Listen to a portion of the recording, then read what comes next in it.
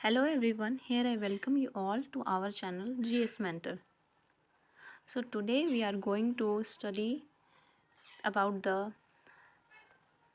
Indus and Gangetic Plains, which is second topic of the chapter 1 of the Tamil Nadu Board class 11th history, and इसका जो पहला part था उसका video channel पे already डल चुका है जो कि हिमालयन माउंटेन के बारे में था। सो आज हम लोग गैंगेटिक एंड इंडस प्लेन वाला जो पार्ट है वो उसको कवर करेंगे। सो लेट्स स्टार्ट। तो हमने चैप्टर 1 का ये पहला टॉपिक कवर कर लिया था हिमालयन माउंटेन्स के बारे में, एंड हमारा सेकंड चैप्टर है the Indo Gangetic plain. So let's start. The Indo Gangetic plain is irrigated by 3 important rivers, the Ganges, Indus and Brahmaputra. This vast plain is most fertile and productive because of the alluvial soil brought by the streams of the rivers and its tributaries. तो जो Indo Gangetic plane है हमारा, इसमें 3 major important reverse हैं जो कि Ganga, Indus and Brahmaputra हैं। And जो हमारा इंडो गैंगेटिक प्लेन है वो इन तीनों नदियों के द्वारा ही फीड किया जाता है। सो ये काफ़ी वास्ट प्लेन है इंडिया में, एंड यहाँ की जो सोइल है वो मोस्ट फर्टाइल सोइल है और बहुत ज़्यादा प्रोडक्टिव है, क्योंकि यहाँ पे जो सोइल पाई जाती है वो एलुवियल सोइल है जो कि स्ट्रीम्स के द्वारा लाई गई हैं इन रिवर्स के थ्रू और इनकी ट्रिब्यूटरीज जो इनकी सहायक नदियाँ उनके थ्रू। तो जो इंडस रिवर है वो राइजेस बियॉन्ड द हिमालयाज़, ये हिमालयाज़ के बियॉन्ड राइज होता है, and its major tributaries are Jhelum, Chenab, Ravi, Sutlej and Beas. ये इनकी 5 इम्पॉर्टेंट ट्रिब्यूटरीज हैं। इसके साथ साथ और भी ट्रिब्यूटरीज हैं, वो अभी मैं आपको दिखाऊंगी।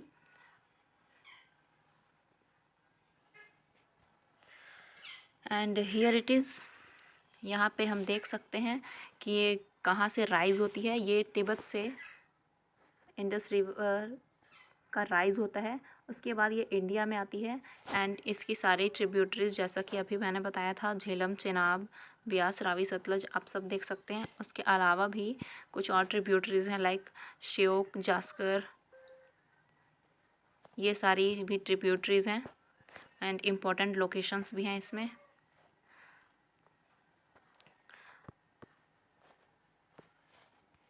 So this is it about the course of Indus river system. ये फाइनली जाकर अरेबियन ओशियन में पाकिस्तान के थ्रू से ये जो मोटी सी जो डार्क लाइन है इंडस रिवर की, जो मेन वाली रिवर है, वो जाके फिर इस साइड अरेबियन सी में मिल जाती है।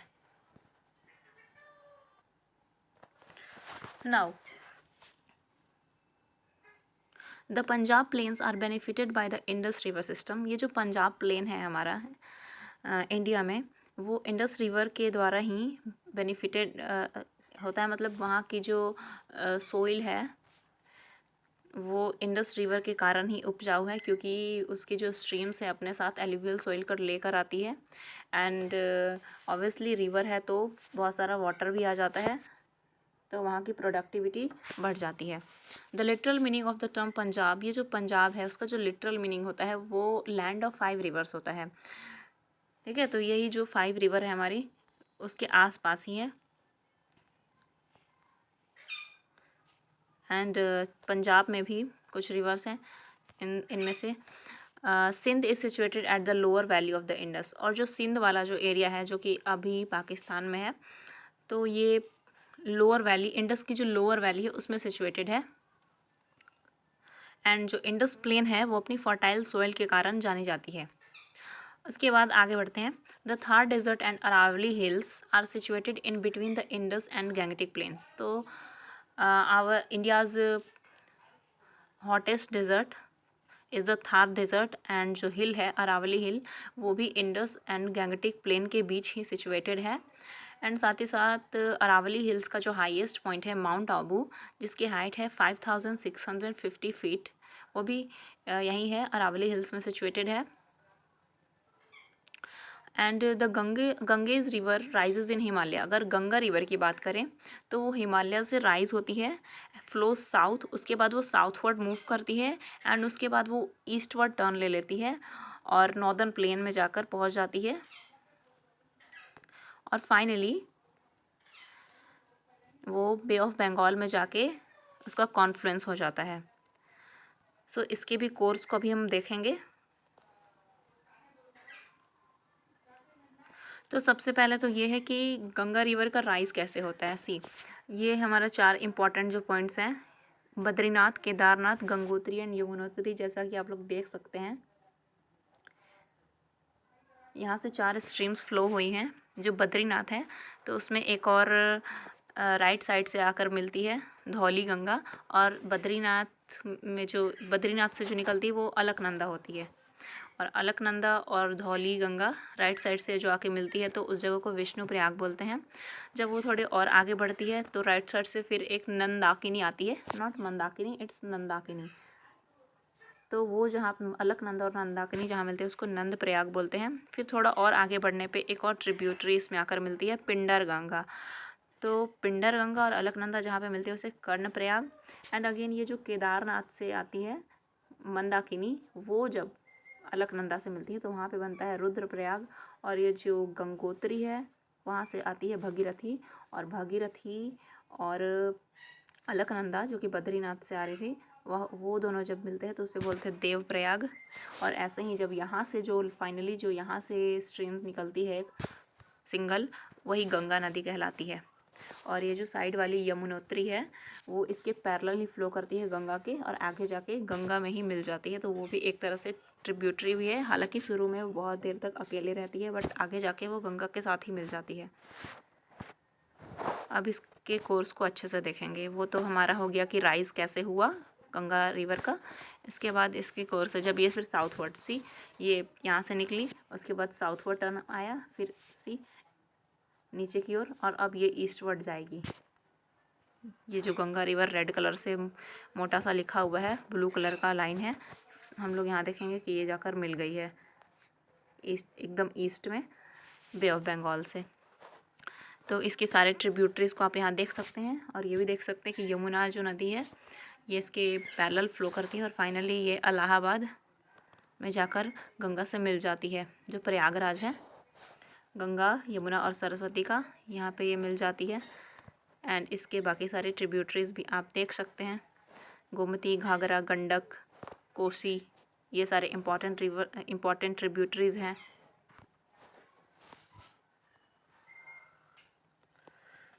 तो ये रही गंगा रिवर की कोर्स, उसका राइज कैसे हुआ और वो किस पाथ से गुजरती है, वहाँ उस पर उसमें कौन कौन से ट्रिब्यूटरीज आकर मिलती है, और फाइनली वो कहाँ पे उसका कॉन्फ्लुएंस होता है सी के साथ। The river Yamuna flows through almost parallel to the Ganges and then joins it. Yes, अभी हमने देखा the area between these two rivers. तो जब ये दोनों पैरेलली फ्लो करती है गंगा यमुना, तो उनके बीच कुछ एक एरिया होता है, तो उस एरिया को दोआब बोलते हैं। तो इसका मतलब होता है meaning the land between two reverse, दो रिवर्स के बीच का जो लैंड होता है उसे दोआब बोलते हैं। और इसकी ये खासियत है कि ये जो लैंड होता है बहुत ज़्यादा फर्टाइल होता है, बहुत ज़्यादा प्रोडक्टिव होता है। सो एग्रीकल्चर के लिए बहुत अच्छा होता है एंड ह्यूमन हैबिटेशन के लिए भी बहुत अच्छा होता है। The important tributaries of the Ganges are Gomti, Saryu, Ghaghara and Gandak, also Kosi. तो ये भी हमने अभी देखा फिगर में। अब आगे बढ़ते हैं। In the east of India, अगर इंडिया के ईस्ट में चलें तो जो गंगेज प्लेन है ये मर्ज हो जाती है ब्रह्मपुत्र के प्लेन से। ब्रह्मपुत्र रिवर का प्लेन जो होता है वो आती है हमारे चाइना से, वो भी साउथवर्ड टर्न लेती है, इंडिया में घुसती है, एंड फिर ये भी गंगा से आके मिलती है। तो ये दोनों मिलकर भी एक प्लेन का निर्माण करते हैं, और जो कि अगेन ये तीनों फिर मिलकर इंडस, गंगा एंड ब्रह्मपुत्र का प्लेन बन जाता है, जो कि one of the important role play करता है इंडिया की ज्योग्राफी में। अब लेट्स सी हम ब्रह्मपुत्र रिवर के भी कोर्स को देखेंगे। तो ये रहा sorry for the disturbance guys. Yes, तो ये रहा हमारा ब्रह्मपुत्र रिवर का कोर्स। इसका ये कहाँ से ओरिजिनेट होती है, तो ये ओरिजिनेट होता है हमारा चेमयुंगडुंग ग्लेशियर से, और ये चाइना में है, तिब्बत में। और जब ये तिब्बत और या फिर चाइना वाले पार्ट में होता है तो उसके एरिया में होता है, तो इसका नाम यारलुंग सांगपो होता है। एंड उसके बाद ये थोड़ा साउथवर्ड टर्न लेता है, साउथ वेस्टवर्ड, और इंडिया में इस तरह से इंटर करता है अरुणाचल प्रदेश के थ्रू। और वहाँ से हम देख सकते हैं कि जैसे दिबांग, लोहित, सुबनसिरी, धनसिरी, मानस, तीस्ता, ये सारे इसके ट्रिब्यूटरीज़ हैं। और ऐसे चलते चलते ये फिर फाइनली गंगा रिवर से, जो इस साइड देख रहे हैं हुगली वाला जो पार्ट है जहाँ पे दिख रहा है ये लाइट ब्लू कलर वाला, ये गंगा रिवर आ रही है इधर से। और इसके साथ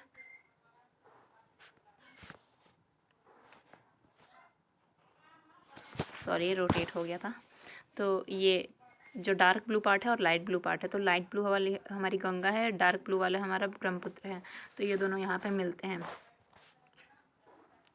और इस तरह से इंडो गैंगटिक प्लेन का निर्माण होता है।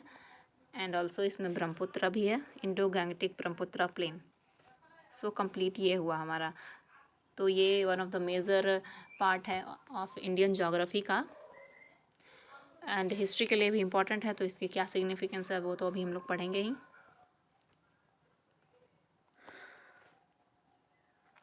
सो ईस्ट इंडिया के ईस्ट में जो गंगा प्लेन होती है, अभी हमने देखा कि वो मर्ज हो जाती है ब्रह्मपुत्र के प्लेन के साथ। Means simply Ganga river Brahmaputra के साथ मर्ज हो रही है ईस्ट में, तो ऑब्वियसली दोनों के प्लेन्स भी आपस में मर्ज होंगे। The river Brahmaputra rises beyond the Himalayas, ये हिमालयाज़ के भी बियॉन्ड, जैसा कि अभी हमने देखा जो चेमदुयुंग ग्लेशियर था वहाँ से निकली थी ये ब्रह्मपुत्र रिवर, तो वो हिमालयस के बियॉन्ड वाला पॉइंट था, तिब्बत वाला पार्ट में, जो कि तिब्बत के थ्रू फ्लो करती है एंड उसके बाद continues through the plain of north east India. Yes, north east India में जैसा कि अभी हमने देखा था अरुणाचल प्रदेश में वो सबसे पहले इंटर करती है।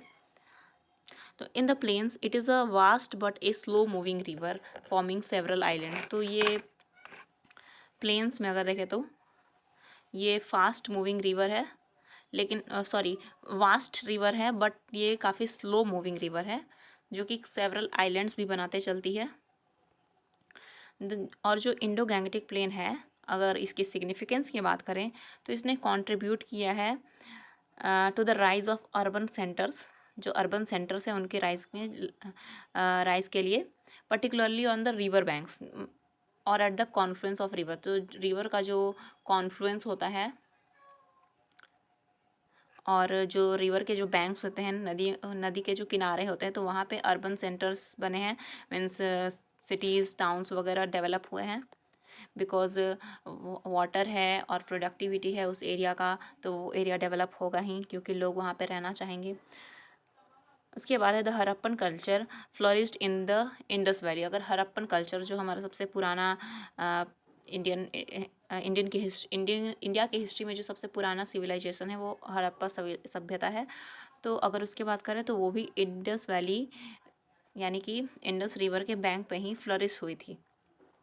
The Vedic culture proposed in the western Gangetic plain, Banaras, Allahabad, Agra, Delhi and Pataliputra are some of the important cities of the Gangetic plain. तो अगर वैदिक कल्चर का देखें तो वहाँ उसके हिसाब से जो वेस्टर्न गैंगटिक प्लेन है हमारा, तो उसमें बहुत सारे important urban centers like Banaras हो गया, Varanasi, Allahabad means current Prayagraj, Agra, Delhi, Pataliputra means Patna, वो राइज हुए हैं गंगा रिवर वैली के पास, गंगा रिवर के प्लेन्स में।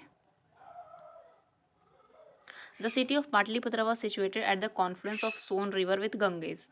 तो जो अगर पाटलिपुत्र की बात करें तो ये दो रिवर्स का कॉन्फ्लुएंस है यहाँ, सोन और गंगा रिवर। इनके कॉन्फ्लुएंस पे पाटलिपुत्र सिचुएटेड है और एंशियंट पीरियड में जो पाटलिपुत्र है वो इम्पॉर्टेंट कैपिटल रहा था Mauryas, Sungas dynasties, Mauryas dynasty, Gupta dynasty and other kingdoms का। काफ़ी इम्पॉर्टेंट जब जब हम लोग मौर्यन हिस्ट्री के बारे में पढ़ेंगे, सुंगास या गुप्तास के बारे में पढ़ेंगे, तो हम देखेंगे कि बहुत सारे डायनेस्टीज़ का ये कैपिटल भी रह चुका था। The most important city on the western side में अगर बात करें, जो सबसे इम्पॉर्टेंट सिटी रही है गैंगटिक प्लेन की, तो वो है दिल्ली, वेस्टर्न साइड में, जो कि अभी भी इंडिया की कैपिटल है। Most of the decisive battles of Indian history such as the Kurukshetra, Tarain and Panipat were fought near Delhi. तो अगर हम इम्पॉर्टेंट वॉर्स की देखें, जैसे कुरुक्षेत्र, तराइन, पानीपत, तो ये सारे जो बैटल फील्ड हैं वो दिल्ली के अराउंड ही हैं।